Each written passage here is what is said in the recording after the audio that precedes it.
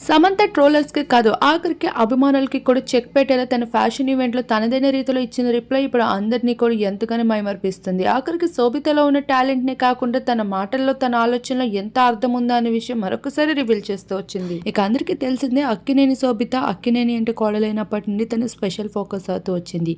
తన మాటలు, తన తీరు, వేసుకుంటున్న బట్టలు ప్రతిదీ కూడా కాంట్రవర్సీలో నిలుస్తున్నలా మారుస్తూ వచ్చింది. ఒకప్పుడు సమంత, ఇప్పుడు శోభిత ఏమాత్రం తీసిపోవడం లేదు ట్రోలింగ్స్‌కి. అయినా శోభిత ఎటువంటి ట్రోలింగ్స్కి సమాధానం ఇవ్వకపోయినప్పటికీ ముంబైలో జరిగిన ఫ్యాషన్ ఈవెంట్లో తనైతే పాల్గొంటూ వచ్చేసింది.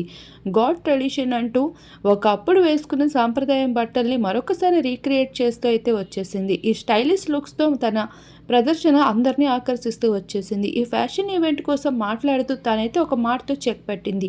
నేను ఎవరి ఇష్టానికి తగ్గట్టు ఉండను, అలానే సింపుల్ క్రియేటివిటీ నాకు ఏమాత్రం నచ్చదు. ఎప్పుడు కూడా నేను చాలా డిఫరెంట్గా ఆలోచనలో ఉంటాను, అదే నా పెద్ద ప్రాబ్లం. అలానే నాకు సింప్లిసిటీ ఏమాత్రం నచ్చదు అంటూ అది క్యారెక్టర్ అయినా, సినిమా విషయాల్లో అయినా, ఆఖరికి ఫ్యాషన్ ఈవెంట్స్లో అయినా తన థాట్స్ ఎప్పుడు డిఫరెంట్గానే ఉంటాయంటూ తేల్చి చెప్పేసింది. అలానే ఫ్యామిలీ ప్లానింగ్ పై తన ప్రస్తుతం అయితే ఎటువంటి క్లారిటీతో అయితే అభిమానుల ముందు మాట్లాడిందే లేదు. ఇలా శోభిత ఎటువంటి ట్రోల్స్ కి వెనకడుగు వేయదని, అలానే తన కెరియర్ ముందు ఏ ఒక్కటి కూడా ఇంపార్టెంట్ కాదు అంటూ తెలిసి చెప్పేసింది. ఇక భర్త చైతన్య తనకి ఎంతో సపోర్టివ్ గా ఉంటారా అంటూ కూడా క్లారిటీ ఇస్తూ వచ్చేసింది.